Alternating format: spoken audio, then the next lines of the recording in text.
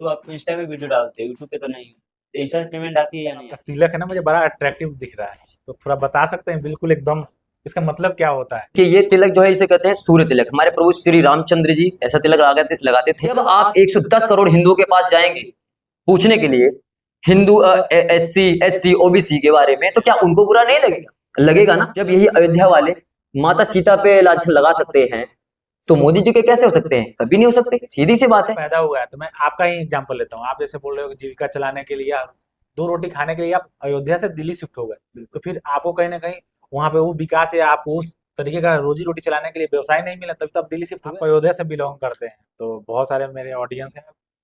Question होता है कि आखिर अयोध्या में दर्शन कब करने जाए, वीआईपी के दर्शन का क्या कल्चर होता है, एक आम इंसान जाता है तो उसके लिए क्या जरूरत होता है, क्या पहले से कार्ड ही बनवाना पड़ता है क्या विजिट करने के लिए? कोई भी गलत चीज होता है तो अपने धर्म के प्रति आवाज उठाएं, जैसे कि हम उठा रहे हैं। आप सभी भाइयों से मेरा रिक्वेस्ट है, और जितनी बहनें हैं उनसे भी एक रिक्वेस्ट करना चाहता हूं कि मैंने एक बात और पहले बोल चुका हूं, फिर दोबारा बोलना चाहूंगा कि आप काली बनो, दुर्गा बनो और झांसी की रानी बनो, लेकिन किसी भी आदमी का जो है आप लब जिहाद का शिकार मत बनो। नमस्कार दोस्तों। हेलो फ्रेंड्स, आज के पॉडकास्ट में आप सभी दोस्तों का स्वागत है। तो दोस्तों, आज के पॉडकास्ट में एक बहुत ही खास मेहमान जुड़ने वाले, जिनका नाम है दीपक शर्मा। दीपक शर्मा जो है, आपने बहुत बार देखा होगा लाइव इंटरव्यू में, न्यूज चैनल पे, इंस्टा पे। वो धार्मिक मुद्दे पे, राजनीति पे, हिंदुत्व पे और सनातन पे अपना विचार प्रकट करते हैं और अपने बेबाक अंदाज के लिए जाने जाते हैं।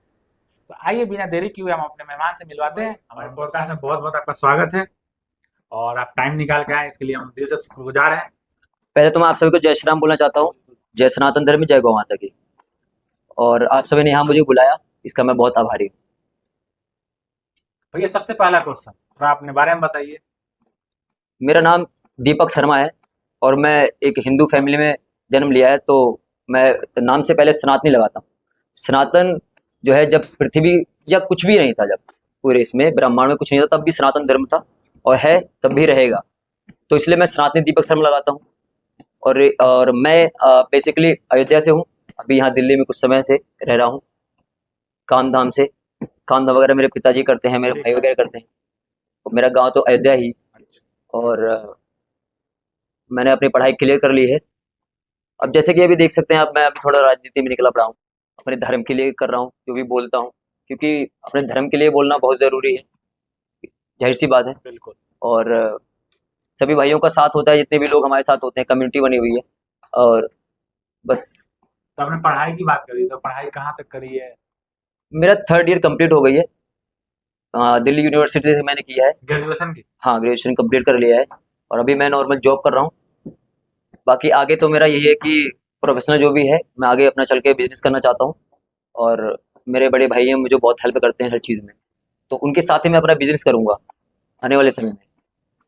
तो आपकी लाइफ कैसी चल रही है? खुश है अपने लाइफ से? मैं एकदम खुश हूँ, कोई दिक्कत नहीं है मुझे।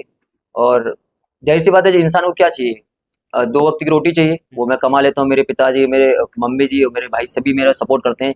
कुछ भी मैं करना चाहता हूँ या आगे जो भी करूँगा, सब कुछ सपोर्ट करते हैं, उसमें मुझे कोई दिक्कत नहीं है। मेरी लाइफ बहुत बेस्ट है। तो आपने कब सोचा कि ये धार्मिक यात्रा, राजनीतिक मुद्दे पे बात करने के लिए, कब और क्या चीज आपको प्रेरित करता है, इंस्पिरेशन देता है?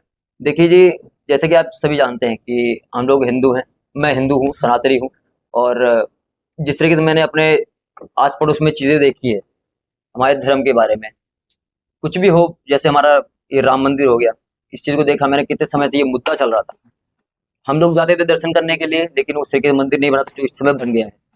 तो इस चीज़ों को देखा मैंने कि प्रॉब्लम आ रही है हर जगह, कहीं भी हो, हिंदू मुस्लिम होता रहता है।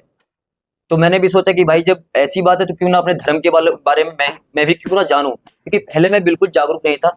मैं सिर्फ क्या करता था, पढ़ाई लिखाई करता था, अपना जॉब करता था।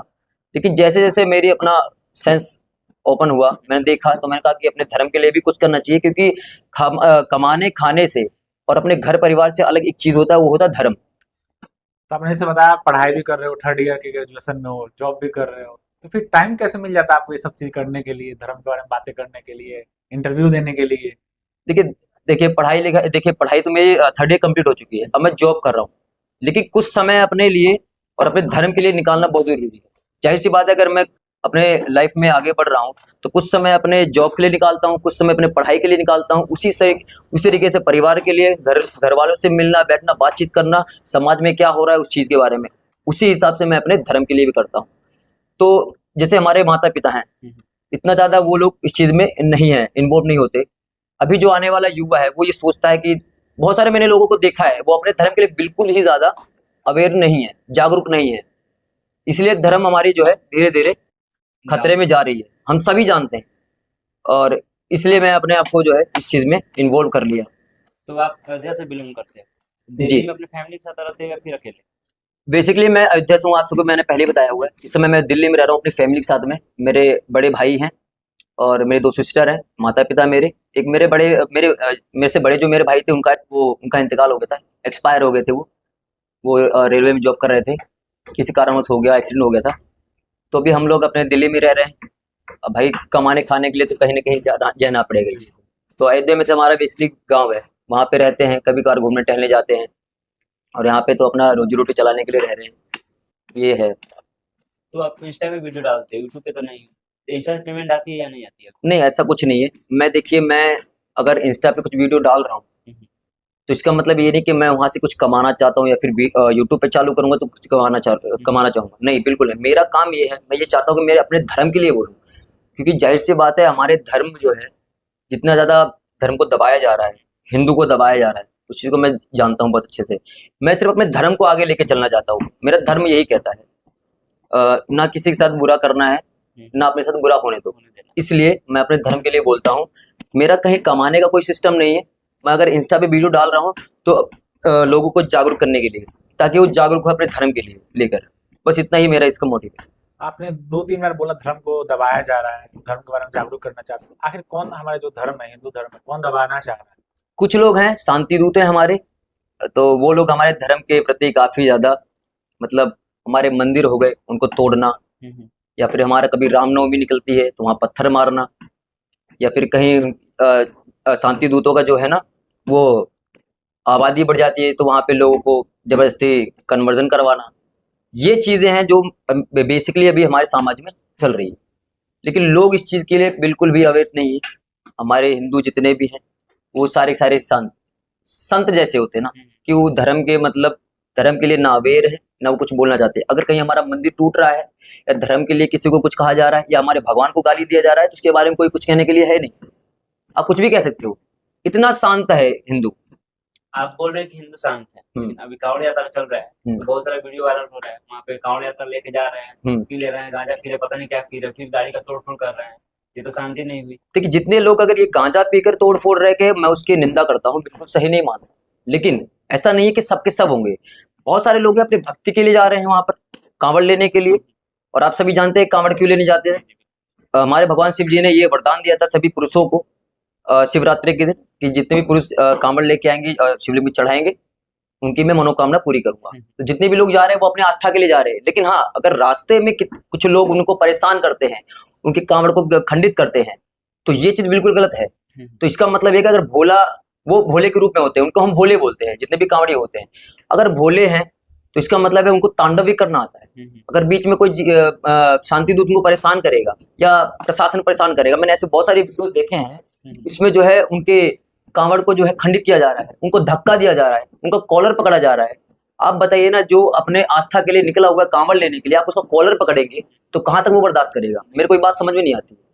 वो ऐसा तो नहीं है कि वो किसी को पत्थर मार रहे हैं, किसी को गाली दे रहे हैं, कुछ भी ऐसा नहीं। कि अपने यात्रा में जा रहे हैं, अपने आ रहे हैं, कोई प्रॉब्लम नहीं है, तो आप उनको आने जाने दीजिए, अपने क्या दिक्कत है। लेकिन हाँ, कुछ लोग ऐसे हैं जो है, अभी कुछ समय पहले ये मुद्दा चल रहा था कि पेपर वगैरह लगाने के लिए कि अपने दुकान के बाहर आप जो है अपना नाम लगाइए। ये बिल्कुल सही था, मैंने इस चीज का बिल्कुल पूरा खुल के जो है समर्थन किया है, जरूरी भी है। क्योंकि एक बात बताइए, जैसे मैं हूँ, मेरा नाम सनातनी दीपक शर्मा है, तो जाहिर सी बात है मैं नॉनवेज नहीं खाता। अगर मैं कांवड़ लेने के लिए जा रहा हूँ, मुझे भूख लगी या प्यास लगी, तो मैं दुकान पे कहीं रुकूंगा, वहां पर लिखा है माँ वैष्णो ढाबा या माँ वैष्णो भोजनालय, और बाद में जब वहाँ खाना खाने बैठता हूँ और स्कैन करता हूँ या कुछ भी बात होती है, पता चलती है, तो वहां पे निकलते हैं सलीम भैया, अब्दुल भैया निकलते हैं। तो एक बात बताइए, कुछ लोग ऐसा भी कहते हैं कि भैया वो हिंदुओं के लिए अलग बर्तन में खाना बनाएंगे। है ना, मतलब वेज बनाएंगे। एक बात है, जिस जिस बर्तन में आप बना रहे हो, जाहिर सी बात है कि आप उसमें नॉन वेज बनाते होंगे। ऐसा तो नहीं है कि हिंदू आ गए आप दूसरा उसको उस बर्तन को हटा दिए, उसके बाद पॉसिबल ही नहीं है भाई। तो पॉसिबल नहीं है तो इसका मतलब है कि मेरा तो धर्म भ्रष्ट हो जाएगा ना, अगर उस चीज में मैंने खाना खा लिया। तो ये भी चीजें बहुत सारी है, इसमें आप गलत कैसे कह सकते हैं? बिल्कुल गलत नहीं है। अपना जैसे मैं हूं, अगर कोई दुकान खोलूंगा तो मैं अपने नाम से खोलूंगा, अपने पिताजी के नाम से खोलूंगा। और कुछ ऐसे लोग हैं जो इस तरह की चीजें कर रहे हैं जो कि बिल्कुल सही नहीं है। ये कहीं ना कहीं लड़ाई को बढ़ावा देती है, हिंदू मुस्लिम करवाने के लिए बढ़ावा देती है। कुछ समय पहले अभी योगी सरकार ने इस चीज को निकाला था, तो महुआ मित्रा जी ने, एक है वहां की नेता होकर वगैरह हैं कुछ, उन्होंने इस चीज का जो है विरोध किया। मैंने कहा किस बात के विरोध कर रहे हैं आप इसको? अपना नाम लिखना कोई गलत चीज थोड़ी है। आप अगर दुकान खोले हैं, कमाएंगे तो आप अपने जेब में रखेंगे, ऐसा तो नहीं तो आप पड़ोसी को दे देंगे, बिल्कुल नहीं है। तो अपना नाम लिखने में क्या दिक्कत है?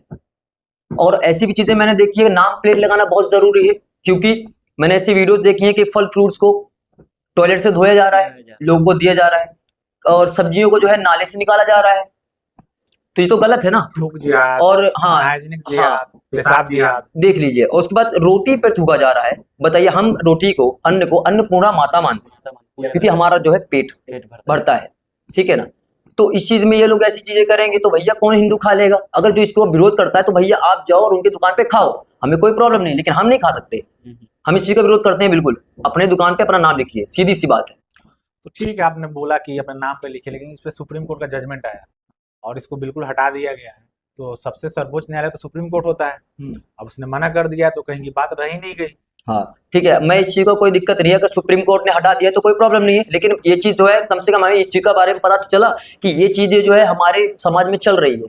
अगर सुप्रीम कोर्ट ने नहीं लगाया है तो सबसे पहले अगर मुझे कोई सामान खरीदना होगा तो मैं स्कैन करूंगा या फिर नाम पूछूंगा, उसके बाद सामान खरीदूंगा, क्योंकि मेरा ये अधिकार है, मेरी मर्जी है, चाहे मैं इस दुकान से खरीदूं चाहे इस दुकान से, चाहे हिंदू के चाहे मुस्लिम से, मुझे कोई प्रॉब्लम नहीं है, वो मेरे अधिकार है, कोई छीन नहीं सकता।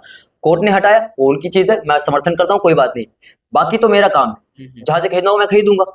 उस टाइम से मेरे मन में एक पर्सनल क्वेश्चन चल रहा है आपके लिए, जो आपका तिलक है ना, मुझे बड़ा अट्रैक्टिव दिख रहा है, तो थोड़ा बता सकते हैं बिल्कुल एकदम इसका मतलब क्या होता है? कि ये तिलक जो है इसे कहते हैं सूर्य तिलक। हमारे प्रभु श्री रामचंद्र जी ऐसा तिलक लगाते थे। अभी अयोध्या में हमारे प्रभु जो है वहां पे स्थापित हुए हैं, विराजमान हुए हैं, और मैं सभी हिंदू भाइयों को इसका बहुत बहुत शुभकामनाएं देता हूँ। ये तिलक मैं इसलिए लगाता हूँ क्योंकि जाहिर सी बात है, मैं सनातनी हूँ, मैं प्रभु श्री रामचंद्र को बहुत मानता हूँ, उनका भक्त हूँ। और ये तिलक देख रहे हैं आप, तो इसके बीच का जो डंडी है, आप आईब्रो देखिए मेरी, ये एक धनुष का जो है वो बना रहा है, आकार बना रहा है। ऊपर का जो ये तिलक जो रेड कलर में जा रहा है, ये ऊपर की तरफ जो बाढ़ होता है ना, तीर, उसका एक आकार बना रहा है। तो इससे क्या होता है, ऊपर की तरफ खींच रहा है, इसका मतलब मेरा मन जो है प्रभु से मिला रही है।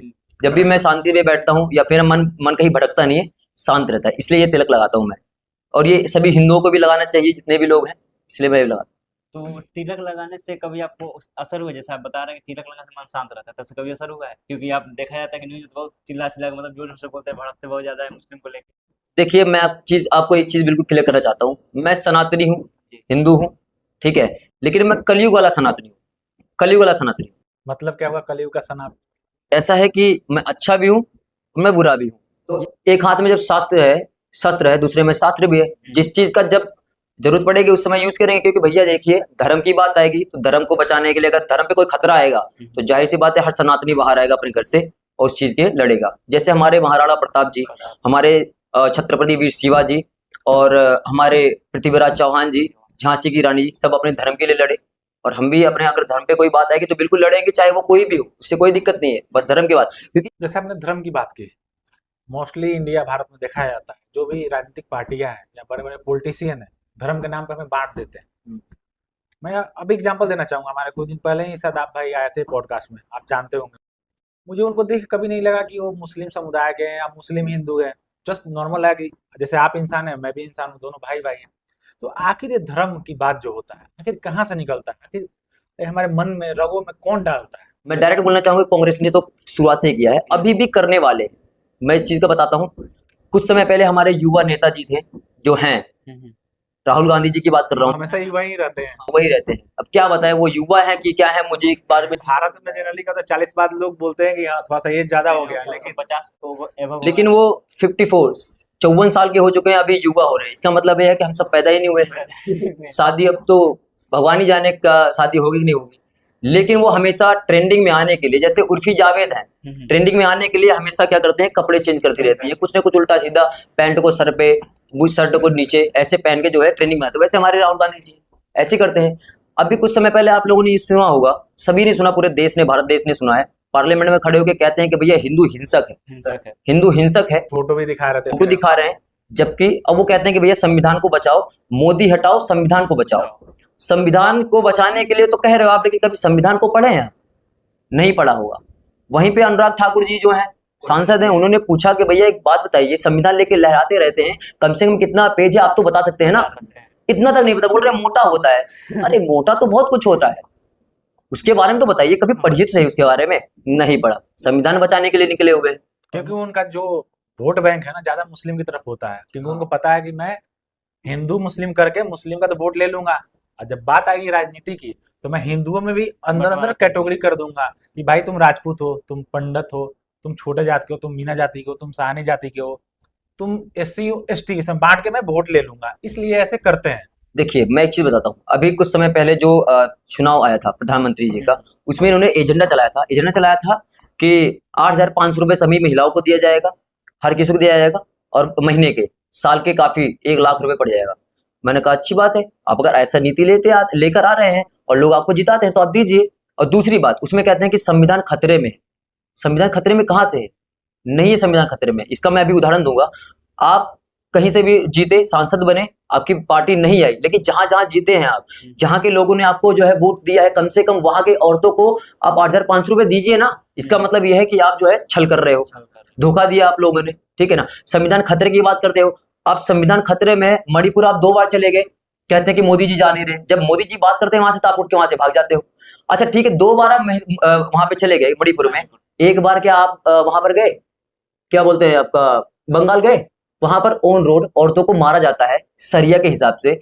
4 लोग मिलकर एक औरत को उल्टा पकड़ के उस पर डंडों से मार रहे हैं। क्या राहुल गांधी से मैं पूछना था तो कब जाएंगे आप वहां पे संविधान बचाने के लिए? उसके बारे में बात नहीं करते। इन्हीं के अध्यक्ष हैं, नेता हैं कर्नाटक में, उनकी बेटी के साथ में इतना गलत हुआ है, क्या कभी वहां के बारे में किया, ट्वीट किया कभी? अभी इतनी सारी चीजें हमारे देश में हो रही है। कर्नाटक में एक आदमी, हमारे जैसा ही युवा था, अपनी दुकान में हनुमान चालीसा चलाता है, वहां पर 5 मुस्लिम घुस के उसको मारते हैं। उसके बारे में राहुल गांधी जी ने कुछ कहा? नहीं बोला। लेकिन सिर्फ अपने वोट के चक्कर में बांटना चाह रहे हैं सभी को। अभी जो शांति है उसको भी भंग करना चाह रहे हैं। अब ये इन्होंने चालू कर दिया है पार्लियामेंट में खड़े हो कि भैया जो है हम जाति जनगणना कराना चाहते हैं। जाति जनगणना कराना चाहते हो, किस लिए कराना चाहते हो? जो भाईचारा बना हुआ क्या उसको भी तोड़ना चाहते हो? बताइए। आप SC ST OBC को सभी को कैटेगरी में बांट देंगे। जब अनुराग ठाकुर जी ने यह बात बोली कि आप बताइए, अगर आप जो है जाति जनगणना करना चाहते हैं तो सबसे पहले आप अपनी जाति बता दीजिए। जाहिर सी बात है, कोई बुरी बात तो नहीं पूछा उन्होंने। इसी पे अखिलेश यादव जी जो मुलायम सिंह के सुपुत्र है ना, काफी अच्छे नेता हैं, हमने उनके बारे में काफी सुना भी है। वो क्या कहते हैं कि आपने ये कैसे पूछ लिया, जाति कैसे पूछ ली? भाई क्यों नहीं पूछेंगे? आप बहुसंख्यक मतलब जा रहे हैं सबके जाति पता करने के लिए, तो कम से कम अपनी जाति बताइए ना। नहीं बताया, इसके बारे में निंदा करने लगे। जब आप 110 करोड़ हिंदुओं के पास जाएंगे पूछने के लिए हिंदू SC ST OBC के बारे में, तो क्या उनको बुरा नहीं लगेगा? लगेगा ना। तो जाहिर सी बात है, वैसे ही अपने आप को सोचिए। लेकिन अखिलेश यादव जी इसके बारे में करेंगे। बेटे किसके हैं? मुलायम सिंह यादव जी के। मुलायम सिंह यादव जी कौन है? वही राम भक्तों पे गोलियां चलवाने वाले। अब ये अखिलेश यादव को टोपी देखने लाल है, ये सब लाल क्यों है? राम भक्तों को गोली चलाना, वो खून से ऐसा लगता है लाल रखा है। ये सब एक ही कैटेगरी के हैं। जैसे अब लालू यादव देख लीजिए, चारा घोटाला करते हैं ये लोग, कितने सारे घोटाले कर रखे हैं। नहीं, उसके बारे में नहीं बोलेंगे। लेकिन हाँ, जैसे कोई मुद्दा आएगा, अभी यहाँ पर आप देखेंगे अयोध्या में एक 12 साल की बच्ची के साथ में रेप हुआ है। सभी को जानते हैं, सभी लोग जानते हैं। मुहिद्दीन खान नाम है उनका, बलात्कारी आदमी है। सपा के नेता, सपा में जितने भी नेता आते हैं, कोई भी विकास करने के लिए नहीं आता, या तो गैंगस्टर को पालने के लिए आता है। कितने गैंगस्टर को पाला गया है? अतीक अहमद, मुख्तार अंसारी, और उसके बाद देखिए ना कैसे कैसे लोग इनके जितने भी लोग हैं इनके पार्टी में भरे पड़े। सब के सब उसी मुद्दे पे योगी जी सीधा बोलते हैं कि भैया हमारा अगर जब भी अपना सरकार है, जितने भी गैंगस्टर हैं सभी लोगों को नष्ट नाबूद कर देंगे। जाहिर सी बात है, जरूरत भी है। मुजफ्फरनगर के बारे में सब जानते हैं कि क्या हालात है वहां पर, लड़कियां तक घर से बाहर नहीं निकल पाती, ये हालात है वहां पर। लेकिन इस समय अगर आप देखेंगे उत्तर प्रदेश में, तो हर माँ अपने बेटे को यही बात समझाती है कि बेटा जितनी भी लड़कियां हैं उनको अपनी बहन समझना, किसी को भी छेड़ना मत। उसका क्या है, हमारे योगी जी ने इतना बढ़िया सा एक कानून लेके आया कि जो भी हत्या करेगा, लड़की के साथ में रेप करेगा, कुछ भी गलत काम करेगा या फिर पत्थरबाजी करेगा, उसका घर तोड़ दिया जाएगा। जब से योगी जी हैं उत्तर प्रदेश में एक भी घटना नहीं हो रही है। हाँ, कुछ लोग हैं जो रेप वगैरह कर रहे हैं, इनके सपा के नेता के हुए, उसके बारे में ना तो अखिलेश यादव ने बोला, ना उनके राहुल गांधी ने ट्वीट किया, इसके बारे में किसने बोला। लेकिन हाँ, उनके ही उसके अगेंस्ट में ही अखिलेश यादव क्या कहते हैं कि डीएनए जो है टेस्ट करवाया जाए और उसके बाद नार्को टेस्ट करवाया जाए। मतलब जो बच्ची 12 साल की बोल रही है कि भैया मेरे साथ ऐसा ऐसा हुआ है, वीडियो बनाया गया है बाकायदे, और फिर मोहिउद्दीन खान जो बलात्कारी है उसके नौकर भी साथ में किया हुआ है, कम से कम 3 महीने तक ये चीज किया गया है। तब वो लड़की जो है 2 महीने से प्रेग्नेंट थी। कितना मतलब 12 साल बच्चे का आप देखे ना, एज क्या है, कितनी प्रताड़ना झेला होगा उस लड़की बच्ची ने। और इनके ही नेता ऐसी चीजें करते हैं तो ये विकास करेंगे। मैं तो कहता हूं जितने अयोध्यावासी है ना, उन लोगों को शर्म से डूब मरना चाहिए। मैं मानता हूं कि आपका वोट है, आप किसी को भी दे सकते हैं, लेकिन कम से कम ये तो देखिए आप किस पार्टी को दे रहे हैं। आपके जैसे बीजेपी ने इतना सारा काम किया 500 सालों से, जितना आपको मंदिर नहीं बन पाया आपको मंदिर बना के दिया, आपका एयरपोर्ट इतने अच्छे कर दिए, लोगों को घर दिए, कम से कम 4 करोड़ लोगों को घर दिए, 12 करोड़ शौचालय बनाए, 1.5 लाख किलोमीटर आपके हाईवे बन गया, आपका जो है स्टेशन वगैरह ट्रेन वगैरह इतना अच्छा खासा कर दिया गया। एक बात बताइए, इसमें इतना ज्यादा विकास किया गया, आपको वोट नहीं देना चाहिए था। आपने वोट किसको दिया? जिसने आज तक कोई काम नहीं किया, सिर्फ घोटाले के अलावा। घोटाला पूरा किया है, बराबर किया है, घोटाले में कोई दिक्कत नहीं किया है, लेकिन जिसने विकास किया कम से कम उसको तो वोट दीजिए। वहां पर हरा दिया गया। और आज देख लीजिए वहीं के ही सांसद जय श्री राम तक नहीं बोलते हैं, और अब बलात्कार स्टार्ट हो गया। अभी भी 2 महीना नहीं हो जाता था, जून जुलाई और अगस्त आने वाला है, देख लीजिए रेप काम शुरू हो गया, रेप होने लग गया। ये हालात है। अयोध्या का विकास के बारे में बात किया तो मैं ऐसे न्यूज देख रहा था, तो वहाँ के लोगों से पूछ रहे थे रिपोर्टर कि आखिर आपने वोट क्यों नहीं दिया, क्योंकि ज़्यादा तो सनातन हिंदू धर्म से बिलोंग करते हैं तो वोट तो देना बनता है। वहाँ के लोग ने बोला कि मोदी जी विकास करते करते यहाँ के लोगों का जो भी था दिक्कतें समझी नहीं, चौड़ीकरण के चक्कर में उनके दुकान चले गए, उनकी आर्थिक जमीन ले ली, आर्थिक स्थिति कमजोर हो गई। तो कहीं ना कहीं मोदी जी उनके अपने जो भी अयोध्या का राम मंदिर का विकास करने चक्कर में उनके लोगों का छोड़ दिया, साथ छोड़ दिया, इसलिए उन्होंने वोट नहीं दिया। नहीं, इसमें 2 चीजें हैं, मैं 2 चीज ऐड करूंगा। देखिए, जहां तक आप कह रहे हैं कि राम मंदिर बनना था, उसमें कुछ लोगों की जमीनें आई हैं, ठीक है ना। ये जो कह रहे हैं कि उनको मुआवजा नहीं मिला है, ये एजेंडा फैलाया गया था। मैं भी अयोध्या से हूं, मैं भी वहां की सारी चीजें जानता हूं। सबको जिसका जितने जमीन में आया है उनको उतना पैसा मिला है, जितना मुआवजा मिलना चाहिए। 6 लाइन बनी है हमारी तरफ में, जितने लोगों के खेत आए उनको 40 से 50 लाख जिनका जो बनता है उनको दिया गया है। तो राम मंदिर का जो अगर आएगा तो वहां पे नहीं मिलेगा, सबको मिला गया है। लेकिन वहां के जितने भी लोग हैं, जो नेता हैं उनके, इन सबका जो है एक एजेंडा चलाया गया था। जैसे संविधान को बचाने के लिए 8500 का एजेंडा चलाया गया, वैसे ये भी था, लोगों को पूरा मुआवजा दिया गया है। दूसरी बात जो आपने बोला है कि घर तोड़े गए होंगे वहां पर, और मोदी जी ने जहां तक साथ नहीं दिया, एक बात बताइए, अगर कोई लड़का है किसी की बहन बेटी को छेड़ेगा तो क्या बुलडोजर के घर पे नहीं चलेगा? कोई गलत बात नहीं है। इससे क्या है, 4 लोगों को ये चीज हो जाएगी कि अगर मेरा बेटा छेड़ेगा तो हमारा घर तोड़ दिया जाएगा। लोग अवेयर हो जाएंगे कि ऐसा काम नहीं करेंगे और ऐसा हिंसा नहीं होगा, इसमें कोई दिक्कत नहीं हुई है। लेकिन उसी का जो है ये लोग विरोध कर रहे हैं। तो ये चीजें हैं इसके अंदर। अयोध्या में अभी विकास सब चीज नया बना, चौड़ीकरण हुआ, इतना पैसा भी लगा, बहुत बड़ा प्रोजेक्ट था। अभी सुनने में आया अयोध्या का जो भी रोड है वो धंस रही है, पानी टपक रहा है राम मंदिर पे। तो फिर ये कैसे हुआ? मैं एक चीज बताता हूँ आपको। कुछ लोगों ने वहां पे एक ट्विटर पे ट्वीट किया था कि भैया रोड यहाँ से दरक गई है, धस रही है। वो वहां का नहीं था, वो कहीं और का पोस्ट डाला गया था, और जिसने डाला था उसने जो है कुछ समय बाद उसको डिलीट भी कर दिया था जब उसको पता चला। मैं इसके बारे में जानता हूँ। और दूसरी बात जो ये कह रहे हैं कि राम मंदिर से जो पानी टपक रहा है ना, वो बिल्कुल गलत था। वहां के पुजारी जी भी नहीं बोला था। देखिए, जो काम है वो अंडर कंस्ट्रक्शन में है, अभी चल रहा है, ठीक है ना। और जो वो पानी निकला था हमारे श्री राम जी के मस्तक पे जो रोशनी आती है वहां से निकला था, कोई ऐसी बात नहीं। अरे अच्छा, जो जितने लोग ये कह रहे हैं कि वहां से पानी टपक रहा है, क्या 1900 में एक बात पूछना चाहता हूँ, कितने 100 सालों से हमारे रामलला टेंट में थे, क्या किसी ने बोला कि रामलला टेंट में है, इसके बारे में मंदिर बनाना चाहिए? किसी ने बोला? नहीं। लेकिन मुद्दा पकड़ने के लिए कह रहे हैं कि पानी टपक रहा है। कितने दोगले लोग हैं भाई हमारे देश में, इसके बारे में कोई कुछ नहीं बोलेगा। पानी टपकने के बाद तो उतना ज्यादा पैसा लगा के मंदिर बना है, इसलिए वो क्वेश्चन उठा रहे हैं। हाँ, देखिए, उन लोगों ने तो पैसा दिया नहीं है, सभी भक्तों ने पैसे दिए हैं, और इतना पैसा दे दिया कि जरूरत पड़ेगी तो और भी लगाया जाएगा उसमें। हम भाई सनातनी अपने प्रभु राम जी का जो है जो भी कुछ हो पाएगा सब कुछ करेंगे, बिल्कुल करेंगे। अब यही देखने वाली बात है कि जो पैसा नहीं दिया, जो कुछ किया नहीं है, बस उसे मुद्दा बड़ा मतलब लेके आना है कैसे भी करके। तो ये लोगों का दोगलापन है। और मैं बहुत सारे हिंदू भी हैं उनको भी दोगला कहना चाहता हूँ, क्योंकि वो कुछ लालच की वजह से, कुछ चंद पैसों के लिए अपना जमीन तक बेच देते हैं। मंदिर बनाया गया है, मैं एक चीज एकदम क्लियरली कर देना चाहता हूँ कि अगर जितना मोदी जी ने काम किया है, राम मंदिर बना के दिया है, अगर उतना ही दूसरे कैटेगरी वालों के लिए मस्जिद बना के देते ना, तो वो सभी उनके आभार व्यक्त करते, वो लोग चरणों में गिर जाते मोदी जी के। लेकिन वहीं पर राम मंदिर बना के दिया गया है, तो वही दोगलापन। मैं आपसे सीधा बोलना चाहता हूँ कि जब यही अयोध्या वाले माता सीता पे लांछन लगा सकते हैं, तो मोदी जी के कैसे हो सकते हैं? कभी नहीं हो सकते, सीधी सी बात है। अच्छा, एक चीज आप मानते हो, अयोध्या में योगी जी बोलते हैं राम मंदिर के साथ वहाँ पे विकास भी हुआ है, तरह तरह का रोजगार भी नया पैदा हुआ है, ये बात मानते हो ना? बिल्कुल बिल्कुल।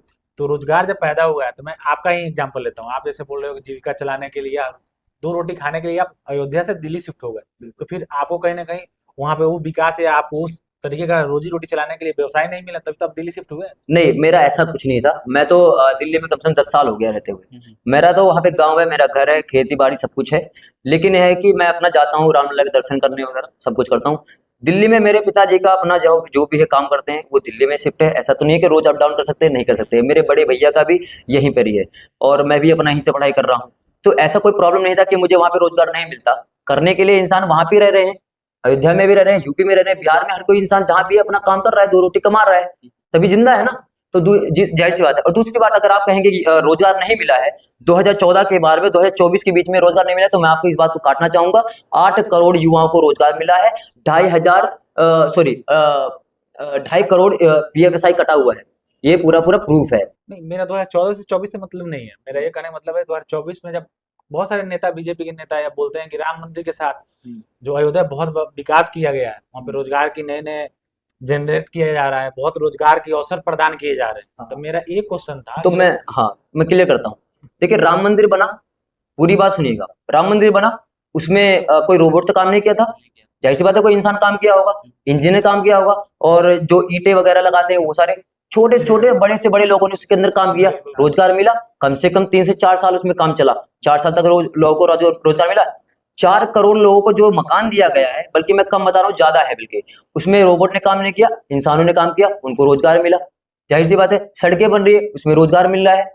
दूसरी बात, आपका हाईवे बन रहा है, उसमें मिल रहा है। तो हर जगह काम मिल रहा है ना। एयरपोर्ट पे काम हुआ, आपका रेलवे स्टेशन पे काम हुआ, शौचालय बनाया गया 12 करोड़, कितने लोगों को रोजगार मिला है? वो तो बन के तैयार हो गया था, अब तो जितने रोजगार थे वो तो खत्म हो गया ना, अब तो बन के तैयार हो गया। देखिए, कहीं ना कहीं मोदी सरकार रोजगार लाने के लिए काम कर रही है। अभी नया एक योजना आ रही है। और दूसरी बात मैं बताना चाहता हूँ कि हमारे देश में 108 बिलियन डॉलर का कंपनियां जो है स्टार्टअप कर रही हैं। उसमें इतने सारे लोगों को रोजगार मिलेगा जिसका कोई जवाब नहीं है। स्टार्टिंग हो रही है कंपनियों में। तो ये जो कुछ लोग कहते हैं ना, अडानी, अंबानी, मोदी जी उनके परिवार से ये कर रहे हैं, वो कर रहे हैं, हाँ, उनसे पैसा दे रहे हैं, तो ये चीजें कहने वालों को मैं एक चीज कहना चाहता हूँ कि जितने भी सारे लोग अडानी अंबानी को जो है गलत बता रहे हैं, एक बात तो देखिए कि उनकी वजह से हमारा देश टिका हुआ है। क्योंकि उनका जितने कंपनियां हैं उसमें कितने रोजगार काम कर रहे हैं। जो पहले से सामान हमारा जो है बाहर से आता था हमारे देश में, वही वो लोग चालू कर दिए बनाना, तो हमारा वही के सामान हमारे देश में ही रह गया, हमारा विकास बढ़ने लग गया है ना। और जो है जो पैसे बाहर जाते तो हमारे देश में रहने लगा, बल्कि बाहर के लोग हमारे देश से चीजें खरीद रहे हैं, चाहे वो गाड़ी का पार्ट्स हो या किसी भी चीज का हो, चाहे अनाज हो, एवरीथिंग हमारे देश से भी तो लेके जा रहे हैं। लेकिन ऐसे ये चीजें लोग नहीं बोलेंगे, लेकिन लालचन लगाने के लिए बीजेपी सरकार गलत कर रही है, सब पूरा बोलेंगे। लोगों को रोजगार मिल रहा है, लेकिन हाँ, उन लोगों को रोजगार नहीं मिल रहा है जो सिर्फ सरकारी नौकरी के लिए ही बैठे हुए हैं, या फिर जिनको कुछ नहीं आता, जिनके पास स्किल नहीं है। सीधी सी बात है, सरकारी नौकरी हर किसी को नहीं दे सकते हैं, क्योंकि हमारे देश का जो पॉपुलेशन है 142 करोड़ है, हर किसी को सरकारी नौकरी नहीं दिया जा सकता है। तो मोदी जी का सिर्फ इतना कहना था कि भैया ऐसा है कि मैं सभी को रोजगार दूंगा, ऐसा नहीं बोला था कि मैं आप सभी को सरकारी नौकरी दूंगा। रोजगार के बारे में बोला, मैंने आपको सारा बता दिया कि किन किन वजहों से उनको रोजगार मिला है, चाहे घर हो, सड़क हो, बिजली पानी हो, शौचालय हो, या फिर राम मंदिर हो। राम मंदिर से देखिए ना कितना कुछ हुआ है, वहां से राम मंदिर बना, कितने सारे बाहर के लोग टूरिस्ट आएंगे वहां पे दर्शन करने के लिए, हमारे देश में GDP में कितना ग्रोथ होगा, है ना। और दूसरी बात यह है कि वहां पे जितने फूल वाले खाना वगैरह, जितने भी होटल वगैरह, हाँ, प्रसाद बेचने वाले लोगों का कितना सारा मिला हुआ है, कितने दूर दूर से लोग ट्रेन से आएंगे, बाहर से आएंगे, हाँ, सभी लोग आएंगे। तो इस चीज में हमारे देश में कितना विकास होगा। एक राम मंदिर। कुछ लोग कहते हैं राम मंदिर तो भैया भिखारी पैदा करते हैं। राम मंदिर भिखारी पैदा नहीं करता है, राम मंदिर भिखारियों को रोटी दे सकता है। राम मंदिर के भरोसे जितने भी भूखे लोग होते हैं ना, राम मंदिर के बाहर जाके बैठते हैं, उनको पता है कि हाँ मुझे यहाँ से रोटी मिलेगी। जितने भी लोग कहते हैं कि भैया राम मंदिर क्या हमें खाने के देगा, वहां पे क्या घंटा बजाएंगे जाके? अरे भैया वो आस्था का प्रतीक है, वहां पे घंटा बजाने क्या मतलब? इस तरीके के लोग टिप्पणियां करते हैं, कहते भैया उसकी जगह पे हमें जो है स्कूल कॉलेज दे दो। एक बात बताइए, नालंदा विश्वविद्यालय चालू हो, जाके ले लीजिए ना एडमिशन। और दूसरी बात है कि उसी जगह पे आपको स्कूल कॉलेज और हॉस्पिटल चाहिए। हमारे देश में स्कूल का कमी है क्या? हॉस्पिटल कमी है? नहीं है। लेकिन उसी जगह पे मुद्दा चलाने के लिए लोगों को वहीं पे चाहिए। भैया मैं तो कहता हूँ जो भी लोग वहां पर राम मंदिर की जगह पे हॉस्पिटल चाहते हैं, मैं कहता हूँ पूरी जिंदगी बीमार पड़े रहे। मैं तो कहता हूँ अगर मुझे कोई दिक्कत हो मैं तो राम मंदिर पहुंच जाऊंगा। भैया प्रभु, हे प्रभु मेरी जो है तकलीफ को समझिए, समझेंगे मैं ठीक हो जाऊंगा, कोई दिक्कत नहीं है। देखिए अगर डॉक्टर के जैसे कोई पेशेंट है वो जाता है हॉस्पिटल में, ठीक है ना, तो कुछ परसेंट डॉक्टर पे भरोसा करता है। जब डॉक्टर साथ छोड़ देता है तो डॉक्टर भी कहता है कि आप भगवान से करो आप निवेदन, तो उसके बाद भगवान के सामने खड़ा होता है। जाहिर सी बात है बिलीव होना चाहिए ना। तो ऐसे ऐसे लोग पड़े हमारे देश में कि भैया उनको राम मंदिर की जगह पे ही चाहिए। दिक्कत इस बात का है ना, जो अपने हिंदू है ना, नहीं बोला जाता है ना, जो जब अपना ही सिक्का खोटा हो तो फिर दूसरे का क्या बोला जाए। तो अपना जो हिंदू है ना वही क्वेश्चन उठा देते हैं, तो फिर बाकी लोगों को भी मौका मिल जाता है, बाकी दूसरे धर्म के लोगों को भी मौका मिल जाता है उंगली उठाने का, लांछन लगाने का। इस बात से प्रॉब्लम होती है। देखिए मैंने ऐसे ऐसे हिंदू भाई देखे हैं, उनको दोगला बोलता हूँ डायरेक्ट, वो दोगले हैं एक नंबर के। तुम एक नंबर के दोगले ही रहोगे, क्योंकि जब जो अपने धर्म का ना हुआ, जो अपने भगवान का ना हुआ, वो कहाँ से मतलब इंसान हो सकता है। मैं एक दिन ऐसे ही जहाँ पे डिबेट करता हूँ, हम जाते हैं यहाँ पे अपने धर्म के बारे में जो भी करते हैं, तिलक लगा के जाता हूँ क्योंकि मैं हिंदू हूँ, तिलक लगाता हूँ। मेरे तिलक के बारे में बोलता है कि तुम तिलक लगा के आ गए, और फिर बोलता है उल्टा कि तुम चोर हो, तुम सारे लोग चोर हो जितने भी हिंदू हैं। बताइए, मैंने कोई हिंसा नहीं किया, मैं तो अपना जो है खड़ा हूँ, अपने बातचीत कर रहा हूँ। हाँ वो ऐसा बोलता है कि जय भीम जय भीम, मैं भी बोलता हूँ संविधान का सम्मान करता हूँ, मैं भी बोलता हूँ जय भीम, उसके बाद बोलता हूँ जय श्री राम। मेरे लिए सबसे पहले संविधान है, उसके बाद हमारा गीता है, सीधी सी बात है। लेकिन मेरे तिलक को एक हिंदू खुद ही उसके बारे में गलत बोल रहा है, तो मैं हिंदू को दोगला ही तो बोलूंगा। सीधी बात, अपने धर्म के बारे में जब तुम नहीं हो पाए तो काहे बात कि तुम हिंदू हो। इसीलिए आज मैं 250 साल नहीं बोलूंगा, 150 साल नहीं बोलूंगा, 200 साल नहीं, पूरे 800 साल तक ये हिंदू गुलाम रहा है। और मैं तो कहता हूँ क्यों आजाद कराया गया? गुलाम ही रहना चाहिए। गुलामी आजाद होने के बाद भी आप गुलाम बनना चाहते हो, जिस तरीके कंडीशन है। मैं अभी कुछ जगह के मैं बताना चाहता हूँ, शायद जितने जो हमारे देश में इस समय चल रहा है, ठीक है, हमारे देश में 4 राज्यों का नाम लूंगा, 5वां भी है, पहले मैं आपको 4 गिना देता हूँ। पहला है आपका जो इस समय हमारे धर्म के साथ हो रहा है, जो हमारे पूरे देश में हमारे देश पे जो है कब्जे का जो सिस्टम चल रहा है, मैं उसके बारे में बताना चाहता हूँ आप सभी को ओपनली। सबसे पहला राज्य है आपका पश्चिम बंगाल, ठीक है ना, दूसरा है केरला, तीसरा तेलंगाना, चौथा कर्नाटका, और 5वां आपका उत्तराखंड हो गया, ठीक है जी। पहला पश्चिम बंगाल, वहां पर जो भी चीजें हो रही हैं संविधान के तहत नहीं हो रही है, सरिया के हिसाब दिया जा रहा है, क्योंकि वहां पर हमारे शांति दूत जितने भी है उनकी जो है जनसंख्या ज्यादा है, ठीक है। सरिया के हिसाब से महिलाओं को ओनर पीटा जाता है, महिला 4 आदमी एक औरत को उल्टा पकड़ के पीटते हैं, ये वहां पे होता है ना। वहां पे आप रामनवमी पे अपना यात्रा निकाल सकते हैं, ना दुर्गा पूजा कर सकते हैं, ना कुछ भी। दूसरा कर्नाटक, मैंने अभी कुछ समय पहले आपको बताया था कि एक युवक ने वहां पर हनुमान चालीसा चलाया था, उसको मारा पीटा गया था। और दूसरा एक वहां पे शायद तेलंगाना है, जब कांग्रेस की सरकार आई थी वहां पर, तो 120 फुट का जो है तिरंगा उतार दिया गया था। ये हमारे देश में हो रहा है, हमारा तिरंगा उतार के हरा झंडा वहां पर लहराया जा रहा है। और चौथा आपको मैंने केरल बताया, लव जिहाद वहीं से स्टार्ट हुई है, लव जिहाद पूरा हो रहा है। लड़के क्या करते हैं, अपना नाम जो है बदल कर हिंदू लड़कियों को फंसा कर और फिर उनका साथ कन्वर्जन करते हैं। इसी पे केरला स्टोरी बनी हुई है। कुछ लोग इसका विरोध कर रहे थे, सच्चाई दिखाई जाएगी तो कोई दिक्कत नहीं, मतलब दिक्कत हो जाती है इन लोगों को। और वैसे कुछ लोग ऐसे ना, उनको सिर्फ क्या देखना है, शीला की जवानी मुन्नी बदनाम हो गई डार्लिंग तेरे लिए, ठीक है ना, भीगे होंठ तेरे। लेकिन जब रियलिटी पे आती है तो उसका विरोध करने ले जाते हैं। ये कहाँ का मतलब सेंस है भाई? रियलिटी को तो समझो, इसके बारे में नहीं समझेंगे। आपका जो है आप देख लीजिए उत्तराखंड में, वहां पर अभी कुछ समय पहले एक मदरसा तोड़ा जा रहा था, जबकि वो अवैध था, नोटिस आया था। उसको तोड़ने के लिए जब सरकार कर रही है तो आप उसको कानूनी कार्रवाई करने दीजिए, जबकि आपका वो जमीन है नहीं। पथराव हुआ, सैनिक पे मारा गया है, कितने सारे लोगों को जान गई है वहां पर। अगर हम इसी चीज में मैं बोलना चाहता हूँ, अगर हमारा कोई मंदिर किसी भी अवैध में आता है तो मैं समर्थन करता हूँ, अगर वहां पर प्रशासनिक जो है हमारा जो है भारत सरकार का उस पर कोई एक्शन लेना चाहता है तो बिल्कुल बिल्कुल ले, हम वहां से अपने शिवलिंग को, अपने भगवान को उठा के कहीं और स्थापित कर देंगे। अगर आपकी जगह है सरकार में आ रही है तो आप उसे ले लीजिए, कोई दिक्कत नहीं है, हम पत्थरबाजी नहीं करेंगे, क्योंकि सनातनी कभी भी पत्थरबाजी नहीं करता है। लेकिन कुछ लोग ऐसे शांति दूत हैं, वो भंग कर देते हैं, पत्थरबाजी करेंगे, हर चीज करेंगे, तो ये चीज इनमें हो रखा है। आपने बोला कि मदरसा बना था, अवैध रूप से था, तो मैं एक जिक्र करना चाहूंगा, जितने भी इस्लामिक कंट्री है, 2-3 नाम लेना चाहता हूँ, जैसे पाकिस्तान हो गया, अफगानिस्तान हो गया, बांग्लादेश हो गया, तो वहाँ पे हिंदू भी रहते हैं, तो वहाँ पे कोई भी सनातन बोर्ड नहीं है। हाँ। लेकिन इंडिया में, हमारे हिंदुस्तान में एक वक्फ बोर्ड आता है, ठीक है ना, वो बिलोंग करता है। तो जो यहाँ के मुस्लिम है, कभी ये नहीं बोलते कि वहाँ भी एक सनातन बोर्ड होना चाहिए, वहाँ के हिंदू को सुरक्षा करना चाहिए, लेकिन यहाँ पे वक्फ बोर्ड में भी कुछ भारत सरकार बदलाव करना चाहती है, जिसकी वजह से बहुत देखा गया कि मुसलमान के जो भी बड़े बड़े नेतागण है या जो भी उनके मौलवी साहब है, वो तरह तरह के बयानबाजी कर रहे हैं। अगर वक्फ बोर्ड के साथ छेड़ा जाएगा तो यहाँ के मुसलमान सड़क पे उतर जाएंगे और पता नहीं क्या क्या कर देंगे, ठीक है ना।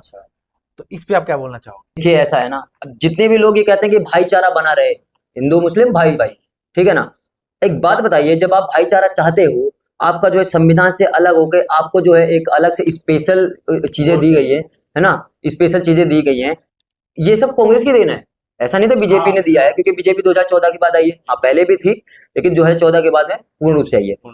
अब कहते हैं आप भाईचारा बनी रहना चाहिए, तो भैया आपके पास वक्फ बोर्ड है, तो आप भी बोले ना कि हिंदू के लिए हिंदुत्व बोर्ड बनाइए, ठीक है ना। अब जितने लोग जो है अपना जमीन वक्फ बोर्ड को दे रही है, ऐसा कौन सा काम करता है वक्फ बोर्ड, बताइए मुझे, कौन सा ऐसा क्या कहते हैं वो स्कूल चला रहा है, कौन सा कॉलेज चला रहा है, कौन सा हॉस्पिटल चला रहा है, या कितने लोगों को खाना खिला रहा है, ऐसा कुछ भी नहीं है। मैंने कुछ समय पहले ये चीज नोटिस किया था, पढ़ा था, 8 लाख, हाँ 8,54,509 एकड़ जमीनें थी, अब 9 लाख हो चुकी। राइट, 2019 में इतनी थी जो आया था, आंकड़ा बता रहे हो। 4 साल में इतनी कहाँ से बढ़ गई। और लोग इवन ये भी इल्जाम लगाते हैं, कहीं भी देखा अगर मदरसा बन गया तो वक्फ बोर्ड का हो गया, कोई घर बना दिया तो वक्फ बोर्ड का हो गया, आप कुछ भी नहीं कर सकते उस पर कार्रवाई, मस्जिद बन जाए जो भी सब उसका हो जाता है। तो ये स्पेशल जो कानून, स्पेशल अधिकार जो है कांग्रेस के देन है ये सब, ठीक है ना। ऐसा यहाँ तक का हुआ कि एक कोर्ट पे भी इनकी कार्रवाई चल रही है कि भैया ये लोग कह रहे हैं कि वक्फ बोर्ड के हिसाब से ये कोर्ट भी हमारा है। कैसे भैया, कोर्ट अपनी जो है कोर्ट के लिए खुद लड़ रही है, अब बताइए। और जैसे अगर मेरा घर हुआ, अगर वक्फ बोर्ड ने बोला कि हमारा घर है, तो ऐसा कानून बनाया गया था कि अगर वक्फ बोर्ड ने बोल दिया कि हमारा घर है, तो आप जो है कोर्ट तक नहीं जा सकते।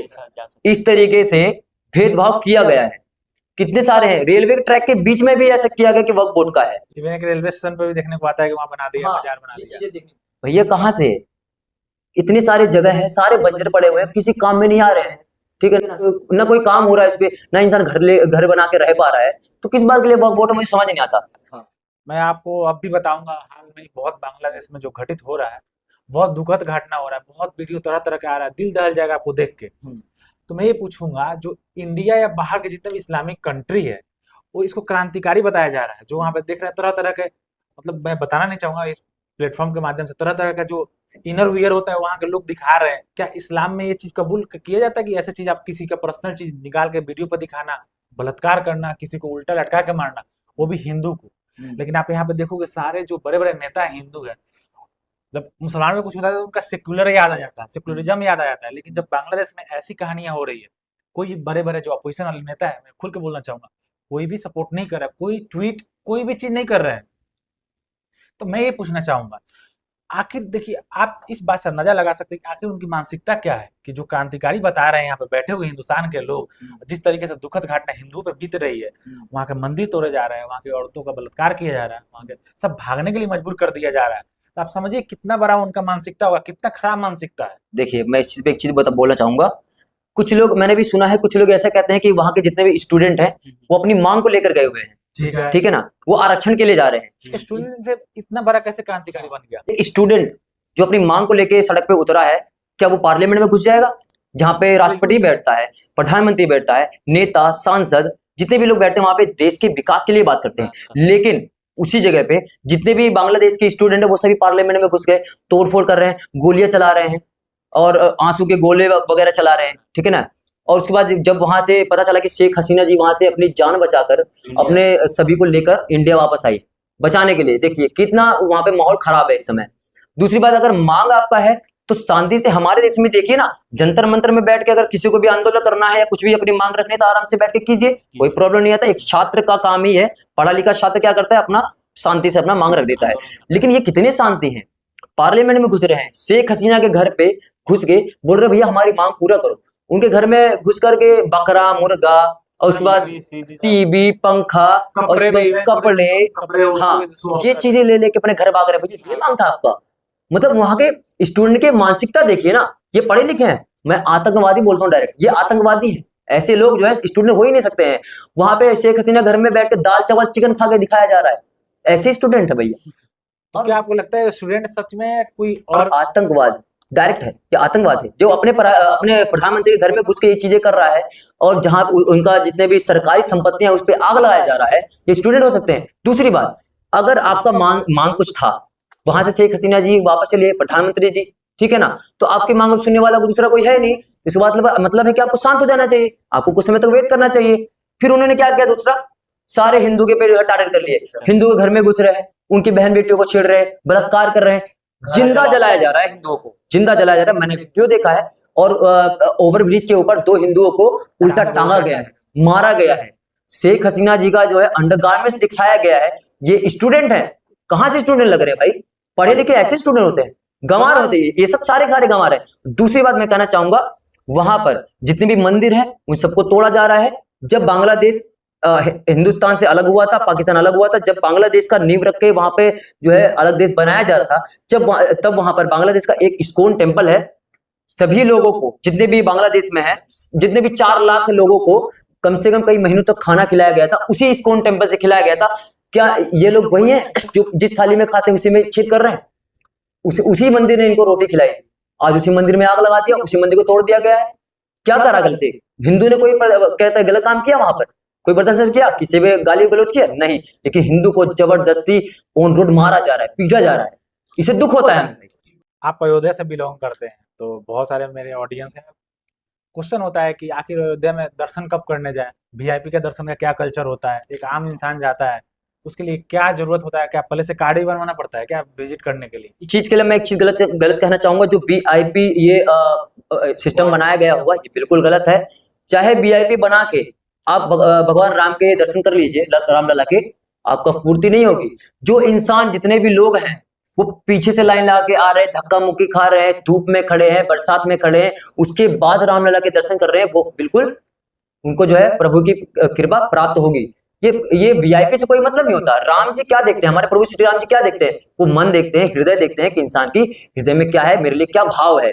वीआईपी से बन के चले गए, 500 रुपए 1000 रुपए पकड़ा है, आपने दर्शन कर लिया, मिला कुछ नहीं आपको, क्योंकि भगवान को पता है भैया, भगवान को बिल्कुल कोई नहीं बना सकता। तो फिर वीआईपी कल्चर वहां से हटा क्यों नहीं दिया? हटा देना चाहिए। कुछ लोग हैं जो इसमें गड़बड़ करते हैं भाई, उस चीज की मैं निंदा करता हूँ। 500-1000 रुपए तो जो मंदिर के बाबा है वही तो लेते हैं।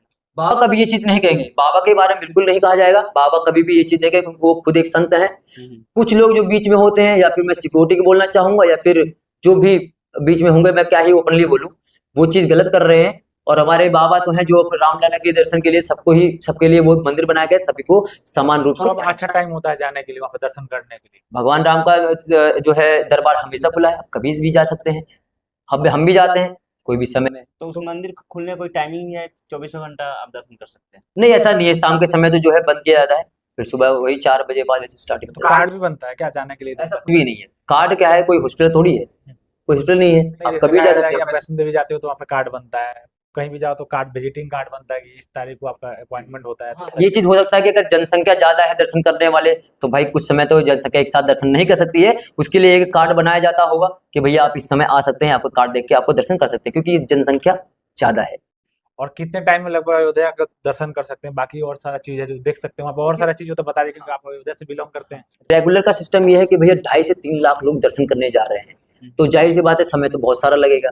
इंसान सुबह से खड़ा होता है लाइन में, शाम तक जाहिर सी बात है दर्शन हो जाएगा, एक दिन में दर्शन हो जाएगा मंदिर प्रॉपर हो जाएगा। उसके बाद और क्या सारा चीजें कि वहाँ पे देख सकते हैं, घूम सकते हैं? वहाँ पे देखिए, हमारे रामलला का जो मंदिर बना है काफी बड़ा बनाया गया है, वो हर चीज में। जो लोग ये फोन लेके जाते हैं, रील्स बनाते हैं, बिल्कुल बैन है, क्योंकि आप भक्ति भाव के लिए जा रहे हैं, आप रील बनाने के लिए जाओगे, फिर वही टिकटॉक वाला सिस्टम शुरू कर देंगे आप लोग।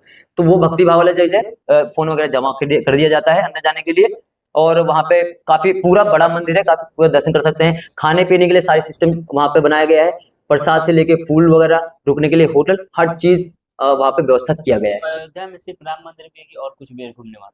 घूमने की जगह तो वहाँ हमारे हनुमानगढ़ी भी है।